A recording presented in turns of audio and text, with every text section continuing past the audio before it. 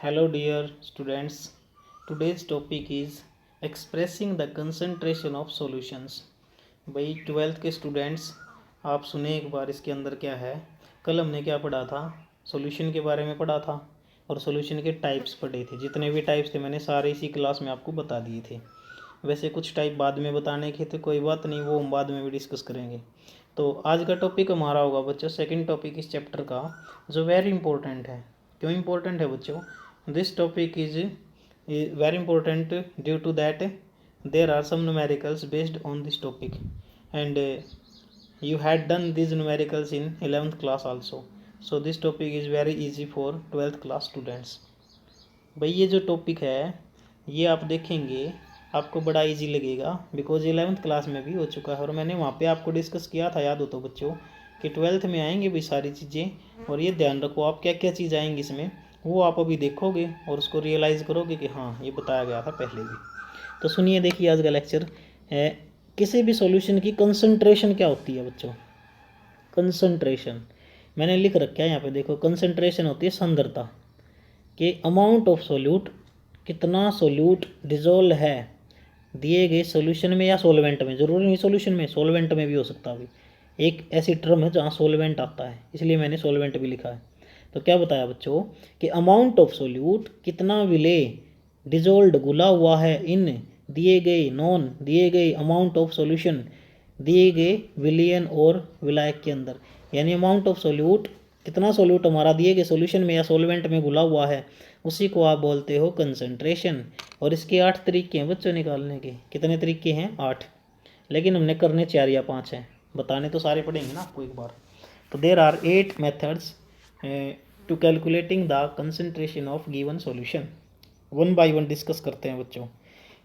देखिए, the first method is percentage, second method is strength, third method is molarity, then the molarity, और fourth method is normality, fifth method is molality, और sixth method is mole fraction, seventh is mass fraction, and some importants out of these eighth method, और sorry 8वां method रह गया एक, जिसको बोलते हैं पीपीएम, पार्ट पर मिलियन, पार्ट्स पर मिलियन। तो देखें, जो हम डिस्कस करेंगे बच्चों, मैं मार्क कर देता हूँ। जो जो हमने पढ़ने हैं, स्ट्रेंथ पढ़ेंगे, मोलैरिटी पढ़ेंगे, नॉर्मेलिटी पढ़ेंगे, मोलैलिटी पढ़ेंगे, मोल फ्रैक्शन और मास फ्रैक्शन। ये मेथड आपके पढ़ने के हैं, सारे के सारे अप्लाई होंगे न्यूमेरिकल्स के ऊपर। इस वजह से हम इनको करेंगे और इनके यूनिट्स भी करेंगे और फार्मूलाज भी करेंगे, जिससे न्यूमेरिकल बनेंगे। तो चलिए डिस्कस करते हैं इम्पोर्टेंट मेथड्स को। आउट ऑफ, मैंने बताया अभी कितने इंपॉर्टेंट है। स्ट्रेंथ क्या होती है बच्चों? Strength amount of solute in gram present in 1 litre of solution. बड़ा इजी है भाई। ये क्या कहता है, देखो एक बार, एक मिनट। इसने क्या बोला है कि अमाउंट ऑफ सोल्यूट इन ग्राम, जो ग्राम में सोल्यूट दिया गया है वो 1 लीटर सॉल्यूशन में कितना प्रेजेंट, यानी कि स्ट्रेंथ का मतलब है amount of solute divided by volume of the solution in litre. यानी इसकी यूनिट भी आ जाएगी ना, रटने की कोई ज़रूरत नहीं है, यूनिट यहीं से आ जाएगी। अमाउंट ऑफ सोल्यूट ग्राम में है और सॉल्यूशन की जो वॉल्यूम है वो लीटर में है, तो ग्राम पर लीटर। आप इसको क्या लिखोगे? ग्राम पर लीटर। इसको आप ऐसे भी लिख सकते हो बच्चों, ग्राम पर लीटर। पजल नहीं होना भाई, या ऐसे लिखो या ऐसे लिखो, ठीक है। अब देखिए अगला जो टॉपिक है, वेरी इंपॉर्टेंट भाई। ये टॉपिक तो आपका पीछा छोड़ेंगे नहीं केमिस्ट्री में, 11th 12th बीएससी एमएससी सभी में आएंगे। वेरी इंपॉर्टेंट हमारा टॉपिक है मोलैरिटी। क्या होती है मोलैरिटी? देखो, एक मोलैलिटी एक मोलैरिटी, एक में क्या है मोलर, एक में मोलल। तो ये बड़े एम से डिनोट की जाती है जनरली, याद रखो। मोलैरिटी में मोलर मास होता है बच्चों, मोलर मास। इसको कैपिटल एम से डिनोट किया जाता है। और इसकी डेफिनेशन देख लें, it is defined as the number of moles of solute dissolve per litre of the solution. देखो, I repeat, it is defined as the number of moles of solute dissolve per litre of the solution. सारी definition ध्यान से देखें। क्या कहता है कि number of mole of solute कितने हैं ऊपर रखो, और नीचे क्या है, कितने लीटर सॉल्यूशन में घुले हुए हैं। ये इसका फार्मूला भी बन जाएगा यहाँ से। देखो, m is equal to number of mole of solute ऊपर रख लिया, वॉल्यूम ऑफ सॉल्यूशन अगर लीटर में है बच्चों तो हम नीचे रखेंगे, अदरवाइज ये मिलीलीटर में देता है कई बार आपको, तो उसके लिए भी बताऊंगा मैं कैसे लीटर में चेंज करेंगे मिलीलीटर को। तो जनरली मिलीलीटर में ही देता है आपको। तो इसकी यूनिट क्या हो जाएगी बच्चों? Number of mole of solute moles होती है, और नीचे लीटर में है तो लीटर होती है। तो यूनिट क्या हो गई बच्चों, मोल्स पर लीटर। क्या हो गई, मोल्स पर लीटर। अगर याद नहीं रहती एग्जाम में तो कैपिटल एम लिख दें, जितनी मोलरिटी आती है तो उसके आगे लिख दें एम। ये भी इसकी यूनिट होती है बच्चों। मेन यूनिट तो ये है, लेकिन ये जर्नल यूनिट है इसकी, मोलर। भाई इतने मोलर आ गई मेरे पास, मान लो 4 आंसर आया, मोलरिटी 4 आई, तो मैं लिखूंगा 4 कैपिटल एम, 4 मोलर। या फिर मैं लिख सकता हूँ 4 और moles per litre, moles per litre, ऐसे ही। समझ गए होगे। चलिए फॉर्मूला क्या बनेगा न्यूमेरिकल के लिए जो हमने यूज़ करना है यहाँ पे, ये मेन चीज़ है ना हमारे लिए। तो द फॉर्मूला फॉर न्यूमेरिकल्स, इसको डिस्कस करूँ मैं। अब देखो ऊपर क्या था मेरा, number of moles of solute कैसे निकलेगा, आपको बताया गया था अच्छी तरह से, दोबारा देख लें। Number of mole of solute का मतलब है given mass by molecular mass. Given mass जितना मास दे रखा है उसको मैं W से डिनोट करता हूँ, और मोलिकुलर मास उसको मैं किससे डिनोट करता हूँ, कैपिटल M से, बड़े M से। तो मेरे पास जो मोलरिटी का फार्मूला क्या हो जाएगा, W/M इंटू नीचे क्या है, वॉल्यूम इन लीटर। लेकिन मैंने बताया था वॉल्यूम जर्नली मिलीलीटर में देता है, तो आप 1000 से मल्टीप्लाई और कर दें। तो देखो ये फार्मूला याद करो बच्चों, डायरेक्ट याद करो फार्मूला ये।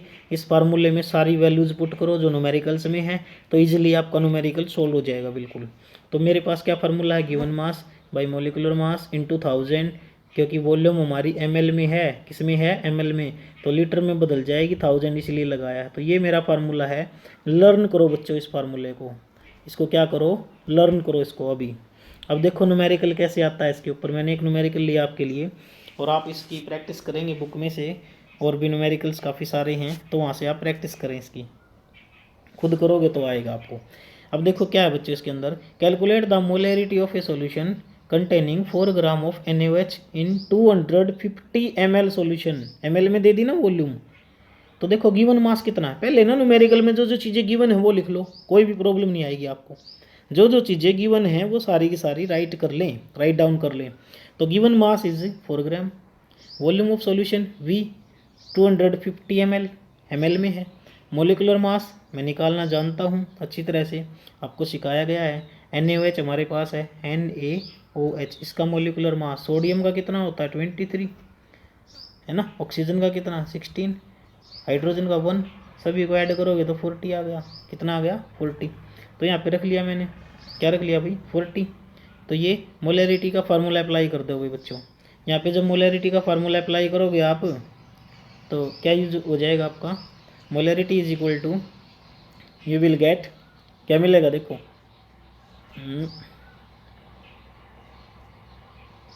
Molarity is equal to, given mass कितना था बच्चों 4, और भाई मोलिकुलर मास 40 आया, इंटू 1000 अपने पास से किया ml को लीटर में चेंज करने के लिए, नीचे 250 है, काटोगे तो देख लो इजीली कट जाएगा, 0.4 m या मोल्स पर लीटर। मैंने बताया था ना 2 यूनिट हो सकती हैं इसकी, इस टाइप से।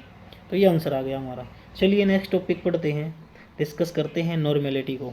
Normality is denoted by capital N, और ये हमारी इसमें नॉर्मल इसकी वैल्यू होती है।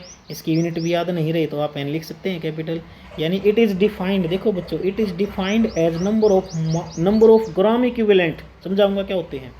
It is defined as number of gram equivalent of solute dissolve per litre of the solution. क्या बोला मैंने, कि it is defined as number of gram equivalent of solute. ऊपर तो क्या रखोगे बच्चों, number of gram equivalent of solute, और नीचे क्या है, dissolve per litre of solution. नीचे क्या, सॉल्यूशन ही है, पर लीटर सॉल्यूशन। तो यूनिट क्या हो जाएगी बच्चों, बड़ा इजी है। उसमें ऊपर नंबर ऑफ मोल्स थे तो मोल्स हो गई थी, लेकिन यहाँ पे ग्राम इक्विवेलेंट है तो ऊपर क्या हो जाएगी, gram equivalent by litre. Unit क्या हो जाएगी, ग्राम इक्विवेलेंट बाई लीटर। चलिए फॉर्मूला यूज्ड क्या होगा बच्चों इसके अंदर, कि नंबर ऑफ ग्राम इक्विवेलेंट निकालना है तो given mass by equivalent mass, given mass by equivalent mass. अब गिवन मास को मैं क्या मान लेता हूँ बच्चों, W, और इक्विवेलेंट मास मेरा निकालना पड़ेगा, ये तो हमने, है ना। तो इक्विवेलेंट मास देखो कैसे निकाला जाता है, बड़ा इजी है। जो मोलिकुलर मास हो ना बच्चों उसको निकाल लो पहले। जैसे मेरे को किसी भी एलिमेंट, किसी भी कंपाउंड का इक्विवेलेंट मास निकालना है तो मैं बताऊंगा आपको भी एग्जांपल से। तो ऊपर मोलिकुलर मास लिखोगे, नीचे क्या है, एसिडिटी और बेसिसिटी। अगर वो एसिड होगा तो नीचे बेसिसिटी आएगी, क्योंकि न्यूट्रल हो जाता है ना फिर वो इक्विवेलेंट मास से। और अगर वो बेस होगा तो नीचे एसिडिटी आएगी। जैसे मैं निकालना सिखाऊँ आपको, H2SO4 मेरे पास है और इसका मैं ग्राम इक्विवेलेंट मास निकाल लूँ, तो मैं लिख लूँगा ना कि इक्विवेलेंट मास कैसे निकलेगा, इसका मोलिकुलर मास कितना होता है, ऐड कर दो 98।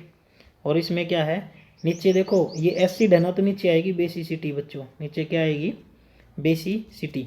और बेसिसिटी मेरी क्या होती है कि कितने H+ आयन देता है बच्चों, ये कितने H+ आयन दे सकता है भाई, टूटेगा तो ये मैं तोड़ के भी दिखा देता हूँ आपको इसको, ये इस तरह से टूटेगा 2H+ SO4-, तो ये 2H+ आयन दी इसने, इसकी बेसिसिटी 2 हो गई बच्चों। इसलिए मैंने जो है इसका मोलिकुलर ये ग्राम इक्विवेलेंट मास निकालना है ना H2SO4 का, तो क्या आ जाएगा 98/2 यानी 49 आ गया बच्चों। कितना, 49। सीख गए ना। इसी तरह से आप और का भी निकाल सकते हो। ठीक है, चलिए आगे एक न्यूमेरिकल उठाते हैं हम इसके ऊपर भी। Calculate the normality of A solution containing, calculate the normality of A solution containing कितने भाई, 4.9 gram of H2SO4 in 250 ml of solution. देखो बड़ा इजी है, वैसे ही करेंगे। गिवन क्या क्या चीज़ें हैं एक बार देख लो आप इसमें। गिवन मास कितना है बच्चों, गिवन मास यहाँ पे हमारा है 4.9 ग्राम। वॉल्यूम कितनी है बच्चों, 250 ml। और नॉर्मेलिटी हमने निकालनी है, तो नॉर्मेलिटी को निकालने के लिए फार्मूला क्या बन जाएगा अपना, देखो N=W equivalent mass into 1000/V, यानी वॉल्यूम हमारी ml में। इजीली समझ में आ गया होगा आपको। तो क्या बचा हुआ, बस इक्विवेलेंट मास निकालना बचा हुआ। और मैंने अभी बताया था आपको H2SO4 है ना, तो उसका तो मैंने बता दिया आपको कितना होता है। ये देखो ये निकाल रखे हैं, यहाँ चेक कर सकते हो आप इसको। ठीक है, सारी वैल्यूज पुट करो, आंसर आ गया 0.4 N। N का मतलब ग्राम इक्विवेलेंट पर लीटर। क्या गया बच्चों, या तो इसको ग्राम इक्विवेलेंट पर लीटर लिख लो या N लिख लो, है ना। एक और टर्म डिफाइन करेंगे, फिर आज का टॉपिक इतना ही होगा अपना। न्यूमेरिकल्स प्रैक्टिस करेंगे आप इसके ऊपर, ज़्यादा बड़ा टॉपिक नहीं लेंगे आज हम। तो मोलैलिटी क्या होती है बच्चों, मोलैलिटी यहाँ पे मोलल मास होता है, molal mass not molar. Molality में क्योंकि यहाँ पे ना मास नीचे मास रखा जाता है, देखो दोनों को कंपेयर करते रहिए आप। ये मोलैलिटी है, इसमें नीचे मास होता है, जबकि वो मोलैरिटी थी उसमें नीचे क्या था, वॉल्यूम थी। ये डिफरेंस है दोनों में बच्चों, ध्यान रखियो। It is denoted by small m। पहली बात तो क्या है, मोलैलिटी को छोटे m से डिनोट किया जाता है।